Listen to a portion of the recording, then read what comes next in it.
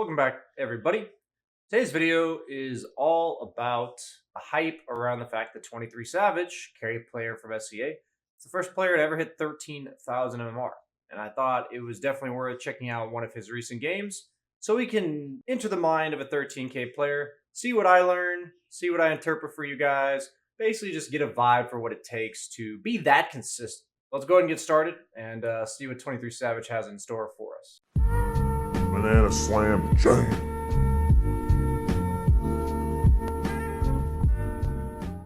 So the game I chose, he's playing Faceless Void. He's getting supported by an Ancient Apparition. Immediately I think to myself, not the strongest lane. Whenever I'm playing carry, I generally ask myself how well I think this lane is going to go, whether or not I'm playing to win the lane, whether or not I'm playing to survive the lane. Looks like he's against Void Spirit 4, Gyro 3. And something when I skimmed over this replay that I saw is that right there, he went for a range creep, didn't get it. Got hit by 2 heroes, had to use Time Walk.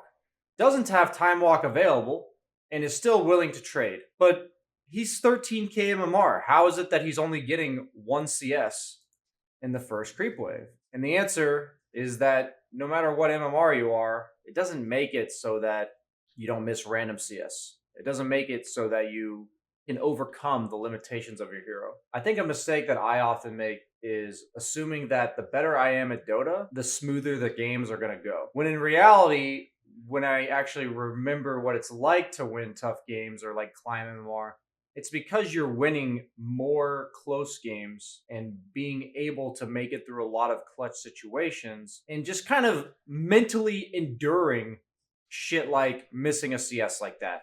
Having 2 heroes in your face, not too much help from his support. Like right now, it looks like he's pretty much 1v2, Not even flaming the AA, which is not a very strong laning support. So I see him taking a lot of trades when he doesn't have Time Walk available. I feel like he's very specific about the opponent doesn't have any spells, or in that case, Void Spirit walked away, so I feel like I can hit the Gyro. One thing I notice about the lane is every time his support gets gone on like this, as a carry that can escape, he walks over, hits the opponent 3 or 4 times, and then time walks away. He's not griefing himself by time walking in and over committing, but he's also not just letting his AA die for free. So most of the time on Void, I'd say you'd prefer to take Bash. But since he's in a bit tougher of a lane, and he's also against a range core that he's likely not going to get to right click very often, he has gone for the point and time dilation. Notice how he keeps the lane in front of his tower.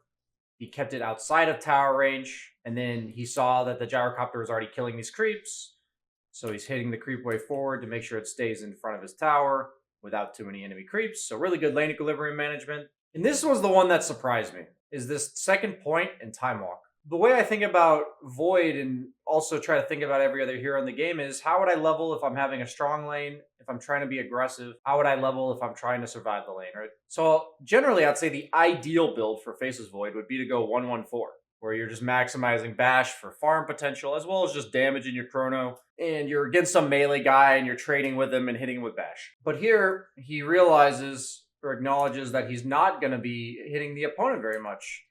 So if he's not hitting them very much, there's really no point in bashing. That second point in Q gives him a bit better sustain because it's lower cooldown and makes it so he can afford to trade even though he doesn't have any tangos left. Notice how he puts that second point in and his time walk is coming off cooldown right now, already making a difference right after he leveled it. Already made a difference there too. He realizes that without time walk, he's very vulnerable. And that the lower the cooldown is, the more often he can play aggressive and help his AA. So he gets a rotation from an Alk. That was super nice. That was a support Alk. Even misses some CS there while checking the bottom lane. Same thing as before. AA gets gone on, helps him and time walks away. No big deal. We're going to see the build that he queues up. So one question I do get a lot about Faceless Void is whether or not you go Mask of Madness or Midas. So obviously, based on this exact replay, we have the time to talk about it. I would say Midas means you're more concerned about the opponent killing you, while Mask of Madness is more about you being concerned that you don't have the damage to kill the opponent. Because Mask of Madness makes you more of a glass cannon, while Midas makes it so that you have to play off map a bit more. And it rewards you for that. Like, you'll get more gold out of a smaller area. So the fact that he has AA support, pretty reliable combo, and a Zeus mid, that's a lot of damage. And he's against heroes like SF Ursa. That's a lot of damage as well. So him going Midas is saying, I'm more concerned about my survivability than my ability to kill enemy heroes. So he elects to max out the time walk, presumably for the same reason that he took the second point in it before a point in bash. This time around, now this is a play that I would not have made, right? This is just him knowing his limits really well. I talked about he doesn't time walk in to help his AA. He hasn't done that yet, right? He's helped his AA a few times, but hasn't done the time walk in to help a single time. Time walks in, sees his ALK support rotating in. That little bit of map awareness goes a really long ways here.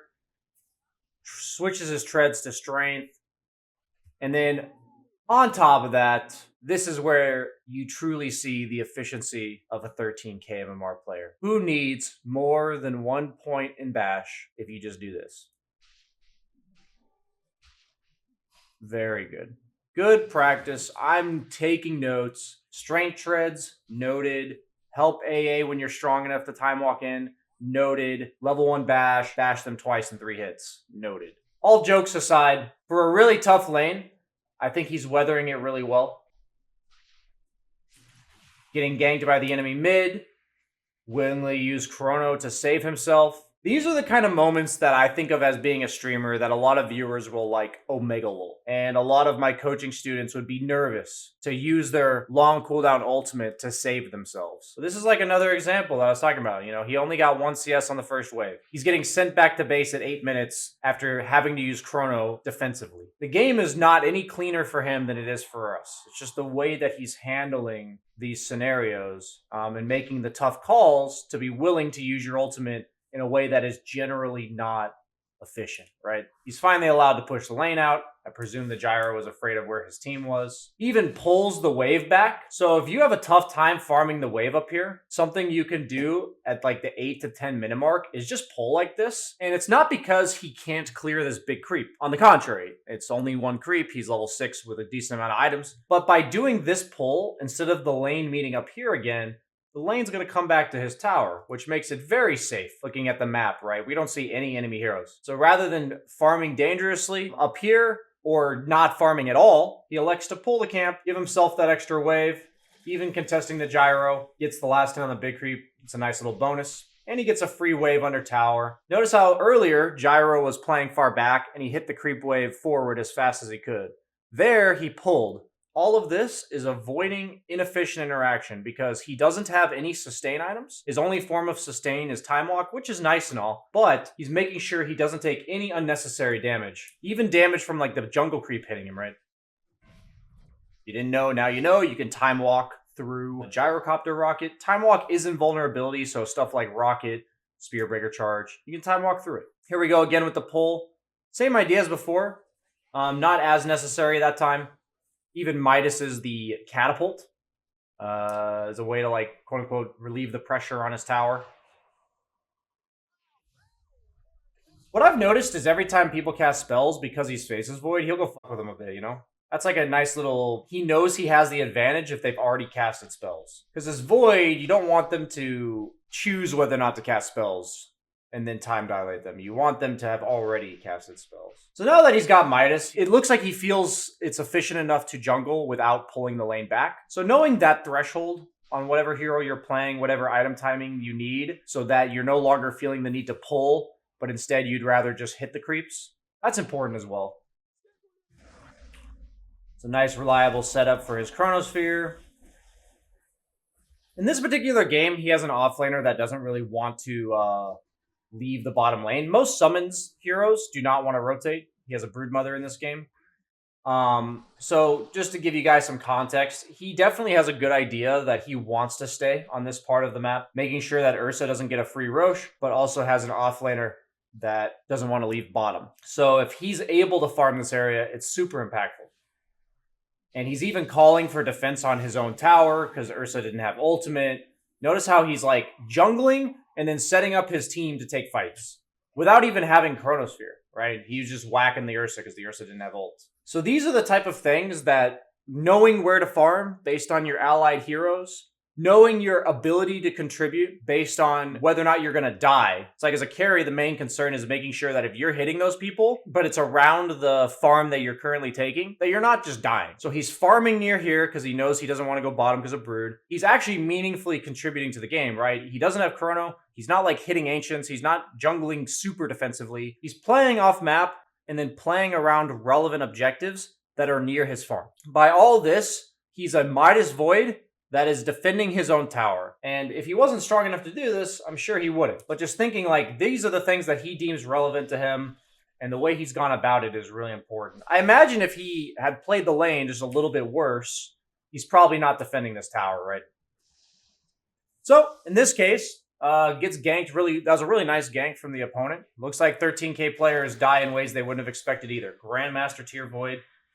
Well executed gank by the opponent, to be honest. I was kind of surprised he died there as well. So now he's like circling his jungle, saying that he wants his team to play around that area, probably because of Ursa and Roshan, but his team is playing the opposite side of the map. So I always talk about farming backwards. I always say start as far forward on the map as you can and then farm backwards. I recently had a coaching student that tried to take this camp and then walk into his own jungle in a very similar spot like this. And he is going to acknowledge that he's not strong enough to like reclaim his own jungle because his only two camps available down here are right here. He's electing to go back to the creep wave. He also sees a bit of stuff going on down here. So he's going to take a super safe route, go back to his wave after farming one camp. And now that he sees it's safe to continue because of what's happening bottom, he's going to keep going. And then he's immediately retreating, right? Everyone's missing again. Super safe farm. He starts his 16-minute mark with that camp as opposed to this camp. And now he's going to farm his way back towards Ancients because the wave that he could go to top is all the way out here.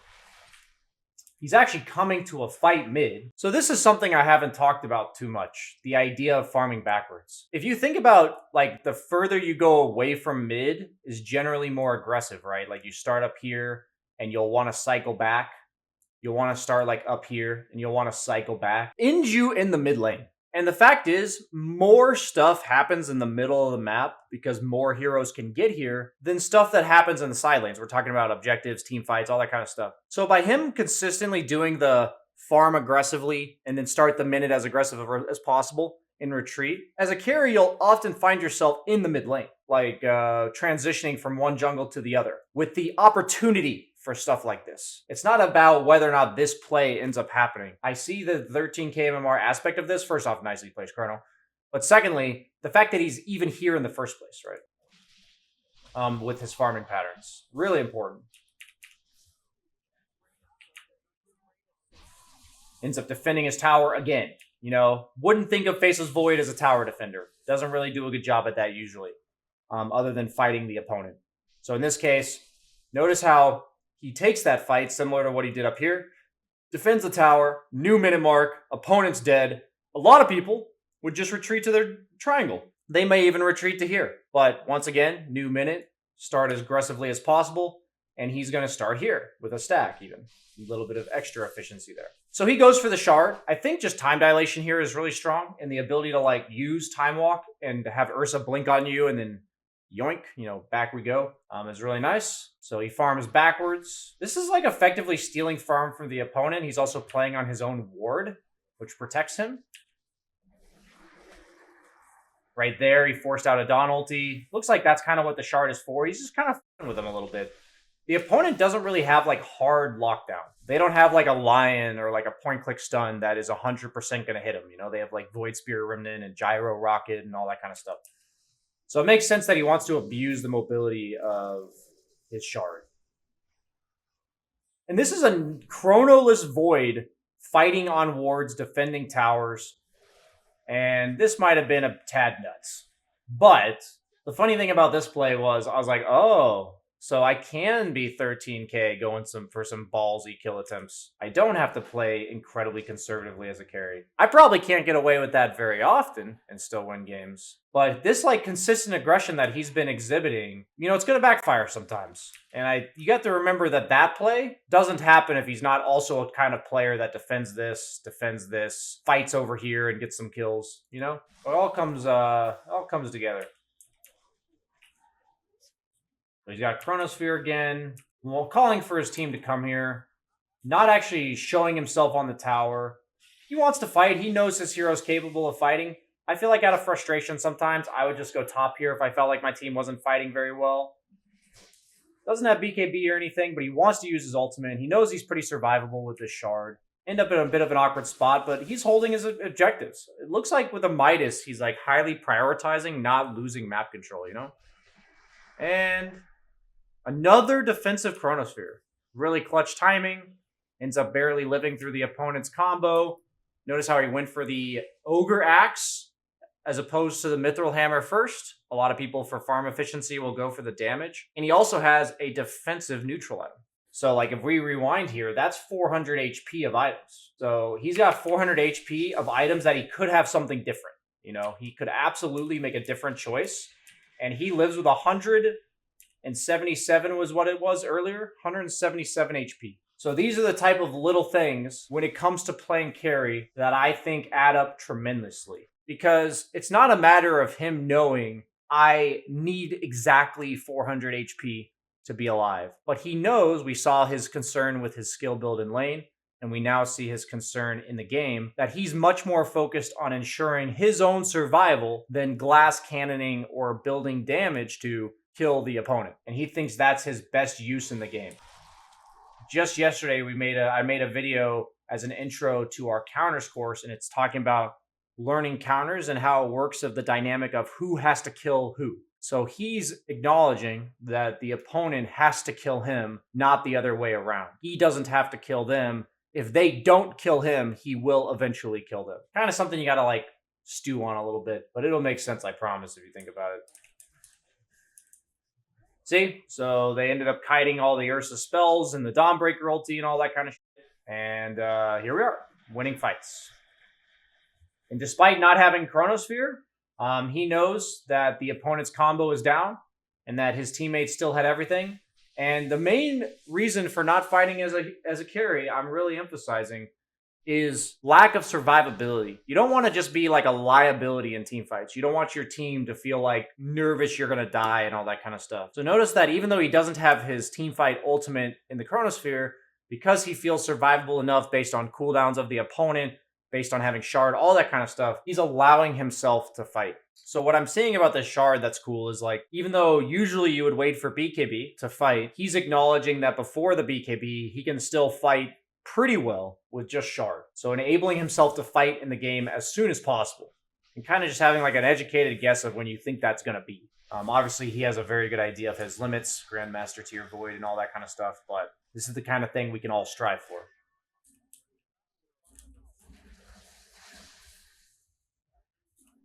So going off the theme, he's got his BKB now. He's not going for Mjolnir. He's not going for Daedalus. You know, he's got a Lincoln Sphere queued up. I imagine it's predominantly for like a Sheep coming out from SF or a Abyssal coming out from Ursa. I imagine that's what it's for. It's just a nice stat item. Gives you some mana regen. And honestly, enables Refresher as well. I actually don't know if he goes Refresher. It does enable it to do it though, because you run out of mana otherwise. You have to go like Scotty or Lincoln's to enable the Refresher. We're talking about his priorities. Is it to survive or to kill the opponent? And he's actually considering Scotty as well. So because I couldn't come up with an obvious reason for him to go Lincoln's, looks like he's thinking the same thing. What he's telling us with this deliberation is, I know my next item is a stat utility item that keeps me alive, but what it is exactly, we have to decide. The biggest thing about this game in particular that I'm noticing is that he gets a kill, right? He quickly like pursues more kills. And then because he has his ultimate and his BKB, his courier was dead, now his BKB's coming. He doesn't stop and hit any creeps. He's like, oh, another fight? Let's go to that one too. He looked for some jungle camps nearby. He looked for the immediate creep wave. But he just immediately runs to the fight because he knows he's still fight ready. I feel like one of the worst feelings in Dota as a carry is knowing you're fight ready, seeing the fight happen, and just like still be hitting creeps. Really nice blind ultimate there. Don't know if it's going to pay off. It was nice because it hit a lot of heroes, but it didn't pay off.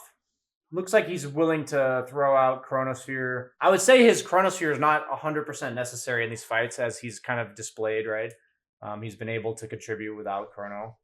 Still, not ideal, but like it's hard to calculate that in the moment. So not being afraid to just cast it. Consistently abusing the time walk plus time dilation and reverse time walk. Really poking and prodding the opponent. We're seeing the impact of the shard in certain games.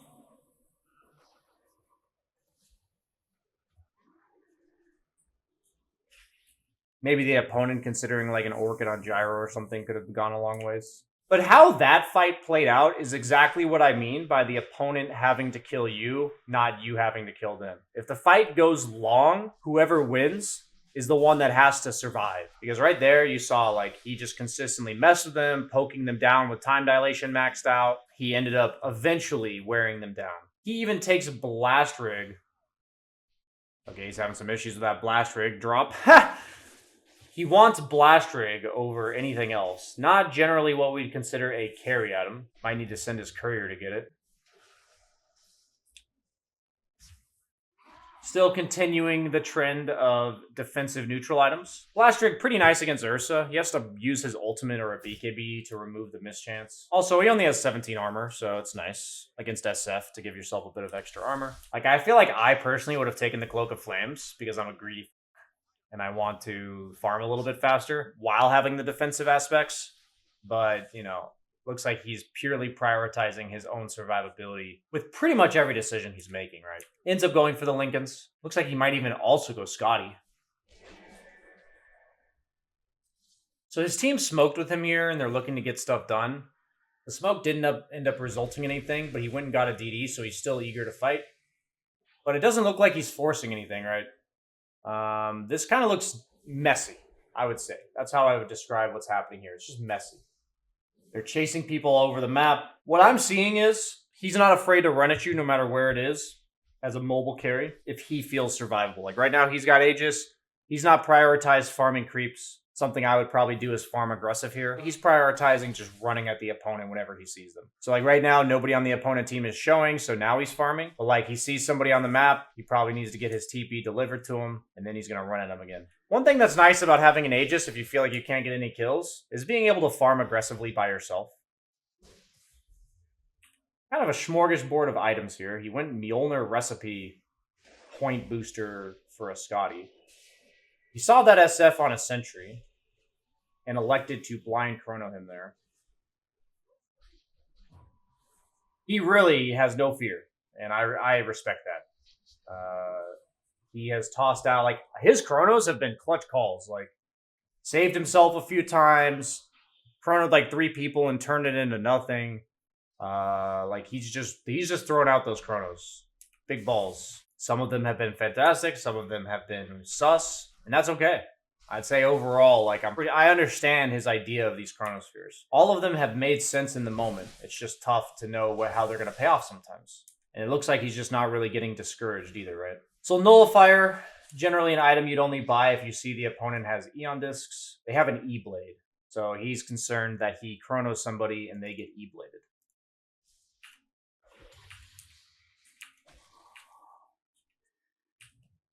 Nullifier is also a decent armor damage item against SF Ursa, and it purges overpower. When he had Aegis, he was farming more away from his team, but now that he doesn't have Aegis, he's farming around his team a lot more. Like, he's much closer in proximity to his teammates. Looks like they're just waiting for a timing. They have Chronosphere, they have BKB, so he's ready to fight, playing on a ward, but he ends up chronoing Ursa. Not ideal, since the Ursa has Ags. But we're kind of seeing the effect of his build, right? He didn't want to rely purely on his Chronosphere. And a lot of people would say maybe if he had a damage item, he would have killed them there. But noticing how he doesn't have to all in. Why all in the Chronosphere when you're seeing very clearly that without a Chronosphere bringing down a crucial target, he's still winning the fights. Every fight, and like he's definitely having high impact. It's not like he's whiffing his Chrono and then his teammates are carrying him, right? These are just the type of things that you have to remember. If you don't have to all in something, if you don't have to rely on it, why? Why would you, right? I would say in general as a carry, damage is like something you have to buy, not something you want to buy. I would always prioritize utility survivability if I can still have high impact. The difference being that if you build too much survivability and like no damage, you know, you're just kind of useless. But yeah, he's got 5 items and one of them gives damage, right? Has Refresher Shard. So he's going MKB because of the Dawn Ags. So Dawn Ags gives 60% evasion during the ultimate. See how he's like missing every hit? So now he's got the Refresher Shard.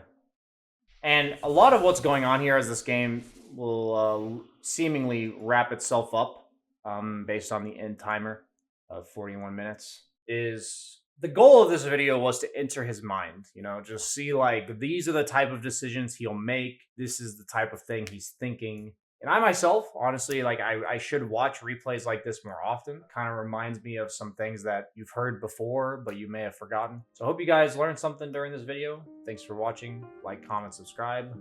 And first 13K player. Pretty big deal. See you guys next time. Bye-bye.